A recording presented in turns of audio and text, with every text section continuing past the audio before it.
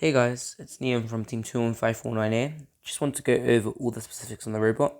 A lot of people have been asking us to do this, and seeing as the season has ended, we just thought it would be a fun way to end it, and a lot of us are moving up to EDR, so we'd like to educate a few other people doing IQ for next season. So here we have our drivetrain, and we do use a 60 tooth to 36 tooth ratio, which translates to a 5:3. So we have secured it quite unusually. So if I just put the base over, so we have used quite tight spacing, and we've put the gears away from the wall so that it causes less friction, and we found that's helped quite a lot. So our drivetrain motors are right there behind the intake. So we have two drivetrain motors, and we put them in the middle of our drivetrain. So yeah, if you can see, there's quite tight spacing. So yeah, our wheels nearly hit everything around them. So that was quite scary to drive, but we managed. And on the end of our intake, drivetrain, sorry, we have these black pieces, black connectors. So they help when we go against the wall, when there's four balls, and it allows us to push two of the balls out of the way. So then we can only intake two balls at once with our intake. And yeah, so we did secure our drivetrain like this. So instead of putting a massive beam on the outside to cut down on some of the weight, we just secured it in the middle. And I'm not sure if you can see if I can get a good picture on this, but we did use angled beams as well to secure the bottom. So yeah.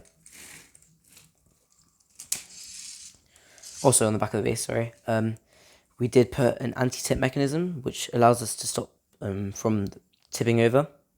So this helped quite a lot of matches when we had quite a lot of weight on the back of the robot. So yeah. Next, we have our intake, so a slightly more complicated mechanism than a drivetrain. So our intake has, well, first of all, it runs on a priority system. So if you can see, these flaps aren't all in the same line. So this one is lower, and then this one's in the middle, and this one's the highest. So this ball on the right hand side will always go in first. This did help during matches, as our intake does get jammed. We also have rubber bands here, which allow us to grip on to objects. So if we just intake a ball, the ball will stay in the mechanism before it gets taken up by a flap. And then at the top, so we did have slight issues with the ball getting out of the intake. So in the middle, it still does get jammed, but one modification we made after our nationals was that we made the ramp over here, we put it in by one at the top, using another sort of ramp. So this did help for compression on the intake, and it allowed us to take the ball up quite nicely when it's on that end. So yeah, we were still trying to fix the middle part.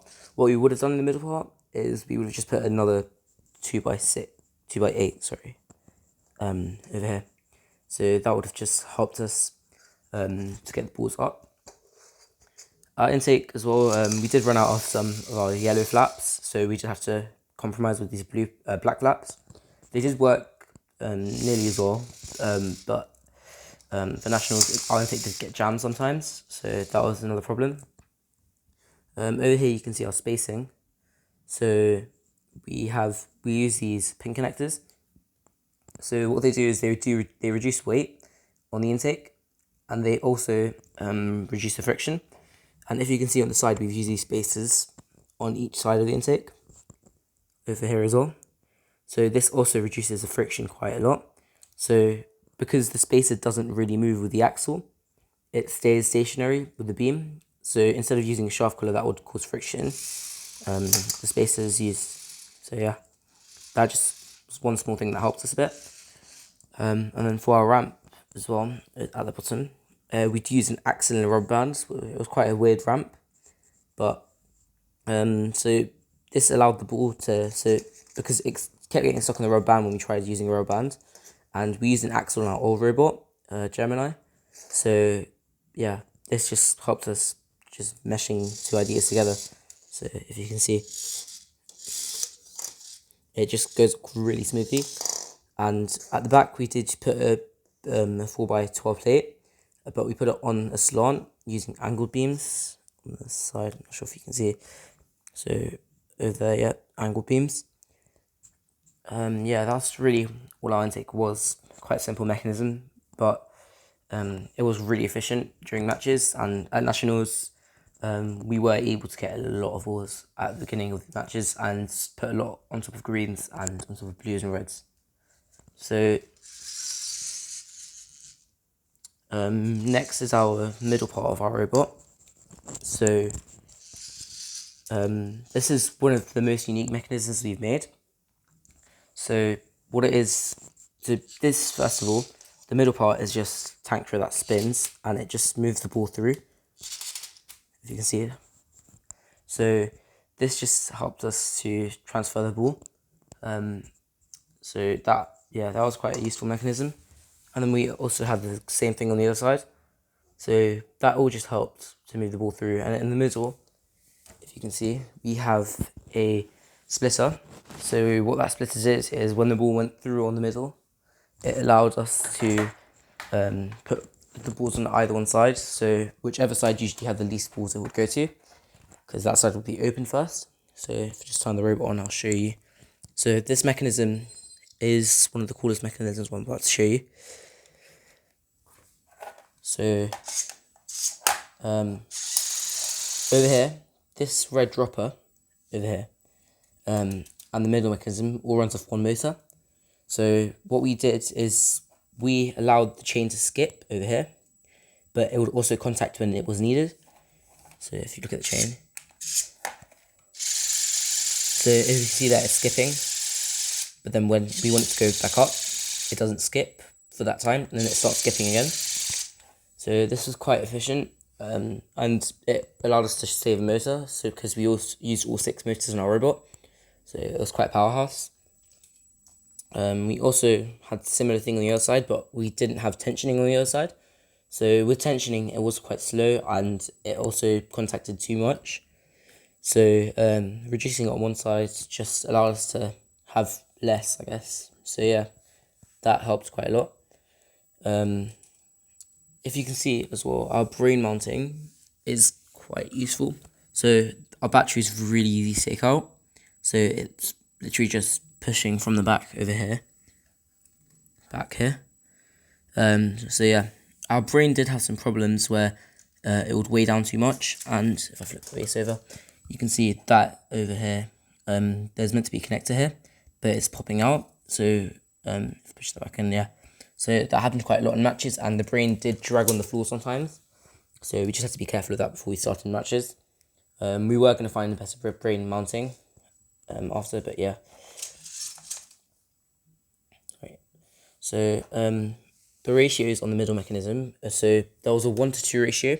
So if you can see that small sprocket underneath the gyro, so that was the 1:2 ratio, so it changed all the way down to the bottom of the base. I'll show you again. So that orange sprocket, so that's a 16:2 sprocket, and then at the top over here, that is a 8:2 sprocket. So that was a 1:2 ratio, and then on the dropper, because we needed quite a lot of torque, what we did is we put a 16:2 sprocket again, so it transferred back to a 1:1 ratio. But it was kind of distorted as well, because how the skipping mechanism works is the chain doesn't contact on the bottom. So if I show you the bottom of the chain, the red sprocket doesn't contact the bottom of the chain.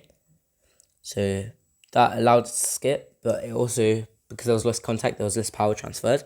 So that was a slight issue that we had.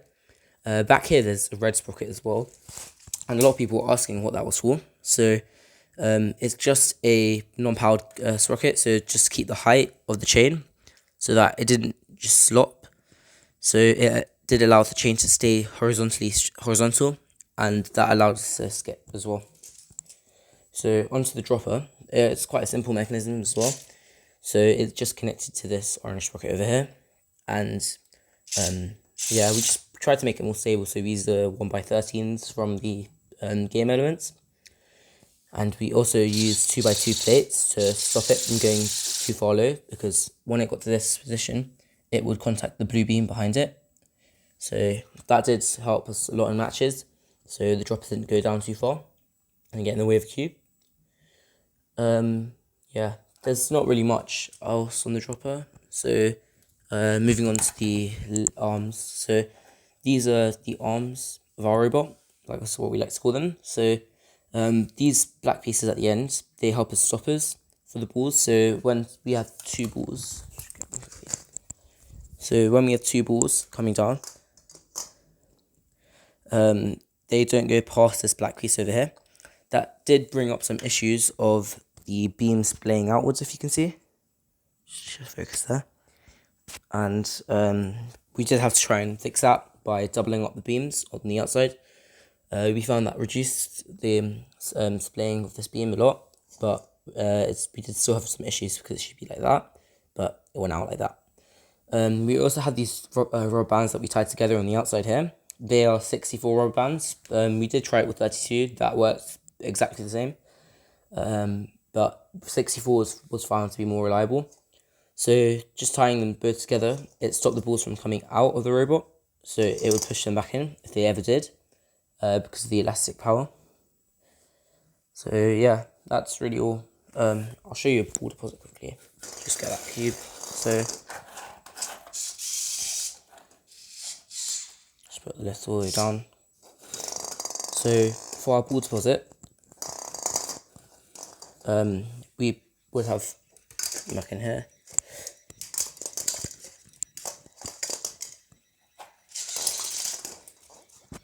So we would have one ball on either side of the robot. So it would come all the way down here, and then we would just raise it like that, and it would quite easily deposit fall. And the one difference between this and the design we saw from a lot of American teams was a lot of American teams drop from the top, and then they had to turn around and pick it up if they were going to stack it on a green. Whereas for us, all we have to do is just grab it with our claw and just go up with it. Sorry, claw didn't open there. But yeah, it was quite a nice, simple mechanism. So like that, and it worked quite well. So that was quite efficient for us, and we were the only team at nationals stacking on top of greens, on top of high greens. So yeah, that was quite cool. Next is our lift. So our lift isn't a very complicated mechanism as well. It's just a 4-bar. But the one thing that was noticed about was the rod banding. So again, we use 64 rod bands. So these just pull the lift up. So if you can see, the lift does go up quite nicely. So yeah, that's really all it does. It also did help. So we were trying to make 5-ball modifications, and when the 5th ball went in, it would push against the rubber bands, which did split the ball up quite a lot. So that did help when we were trying to do it, but overall we didn't make the 5-ball modifications because it did get in the way of the lift. So yeah, so our lift is just really banding that moves up. It's on a 1:3 ratio. Oh no, 1:6, sorry. And over here, we have our second lift as well, if you can see. So that is the gear for the actual lift, and that's the gear that's powered, the very small one, the 12 tooth gear. So it's 12 to 36, and then over down here it's a 36 gear again. So that powered this green beam here. So that was our second lift, and it could pick up 2 cubes at once, and it could also flip over cubes with this small pin over here.